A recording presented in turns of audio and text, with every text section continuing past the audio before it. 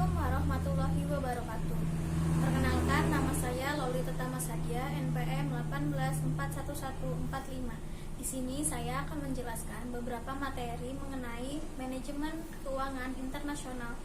Yang pertama yaitu apa itu perusahaan multinasional dan contohnya. Yang kedua, guna kurs untuk perusahaan multinasional. Yang ketiga, apa itu bursa valuta asing serta fungsinya. Yang keempat, apa itu forward rate dan spot rate beserta contohnya. Yang kelima, ada kondisi paritas internasional. Yang keenam, ada exposure dan resiko valuta asing. Apa itu perusahaan multinasional?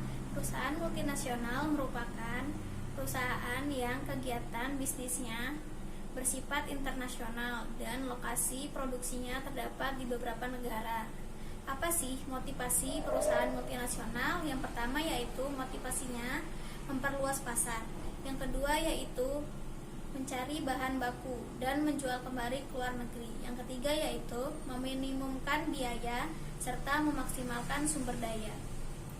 Saja contoh perusahaan multinasional. Yang pertama ada McDonald's, sebuah perusahaan makanan siap saji asal Amerika yang didirikan pada tahun 1940.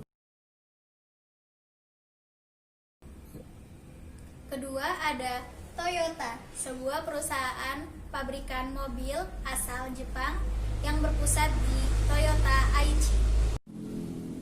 Guna kurs untuk perusahaan multinasional. Yang pertama kita harus mengetahui terlebih dahulu apa itu kurs.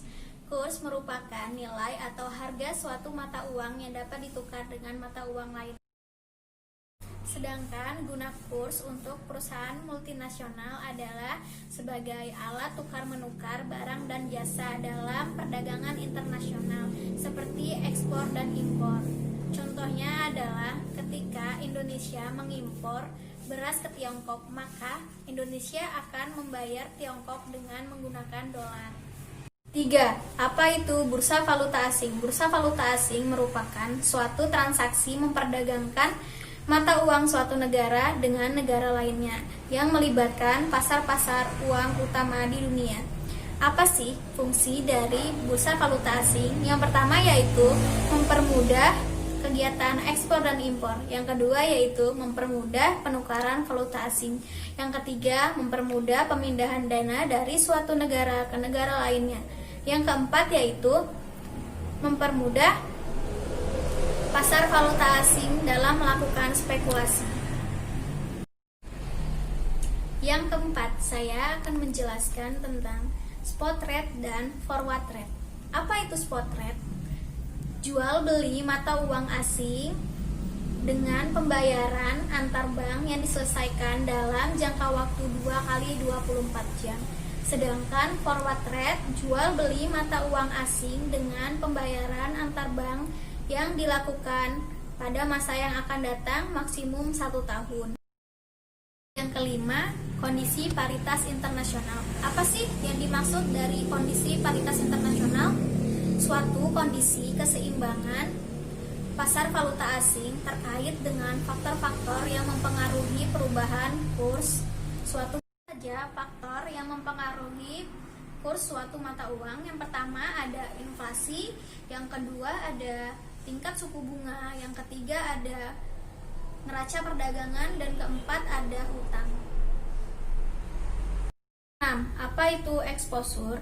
Exposure merupakan gambaran dari tingkat perubahan nilai suatu objek dalam mata uang asal karena perubahan kurs. Ada 3 jenis exposure. Yang pertama exposure translasi, yang kedua exposure transaksi, dan yang ketiga exposure ekonomi.